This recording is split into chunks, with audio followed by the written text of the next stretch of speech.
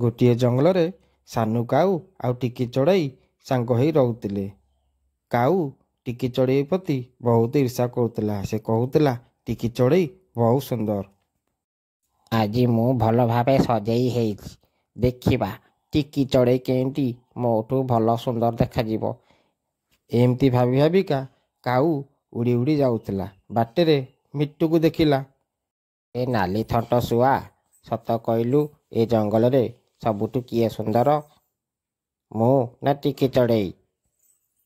ଦେଖ ସାନୁ କାଉ, ତୁ ଯେତେ ସଜେଇ ହେଲେ ହ ପଛକେ ଏଇ ଜଙ୍ଗଲରେ ସବୁଠୁ ସୁନ୍ଦର ଟିକି ଚଢ଼େଇ। କାହିଁକି ନା ଜଙ୍ଗଲ ଯାକ ସମସ୍ତେ ଜାଣିଛନ୍ତି ଟିକି ଚଢ଼େଇ ବହୁତ ସୁନ୍ଦର। ଖରାପ ଭାବିବୁନି। ଯାବେ ନାଲି ଥଣ୍ଟ ଶୁଆ କୋଉଠିକାର? କହିଲା କ'ଣ ନା ଟିକି ଚଢ଼େଇ ବହୁତ ସୁନ୍ଦର। ତୋ ଆଖି କ'ଣ ଫୁଟି ଯାଇଛି? ଦେଖାଯାଉନି ମୁଁ କେତେ ସଜେଇ ହେଇଛି? ଏମିତି କହି ସାନୁ କାଉ ଉଡ଼ି ଉଡ଼ି ଗଲା। ବାଟରେ ଯାଉ ଯାଉ ଗୋଟିଏ ବାବାଙ୍କୁ ଦେଖିଲା। ଯାଇ କହିଲା, ବାବା ତମେ କିଛି ବି କରନା କାହିଁକି, ଯେମିତି ମୁଁ ବହୁତ ସୁନ୍ଦର ଦେଖାଯିବି। ସମସ୍ତେ କହୁଛନ୍ତି ଟିକି ଚଢ଼େଇ ବହୁତ ସୁନ୍ଦର।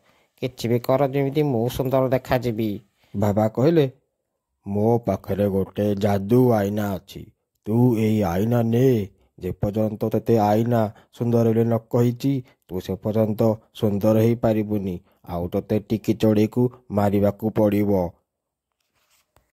ମୁଁ ସୁନ୍ଦରତା ପାଇଁ କିଛି ବି କରିପାରେ।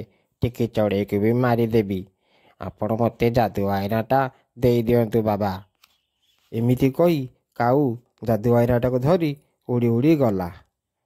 ଆଉ ଘରେ ଯାଇକି କହିଲା, ଆଇନା ଏ ଜଙ୍ଗଲରେ ସବୁଠୁ ଅଧିକ ସୁନ୍ଦର କିଏ କହିଲୁ? ଏଇ ଜଙ୍ଗଲରେ ଅଧିକ ସୁନ୍ଦର ସବୁଠୁ ଟିକି ଚଢ଼େଇ, ବୁଝିଲ?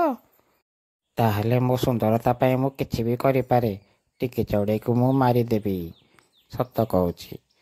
ଏମିତି କହି କାଉ ଟିକି ଚଢ଼େଇ ପାଖକୁ ଉଡ଼ି ଉଡ଼ିକା ଗଲା।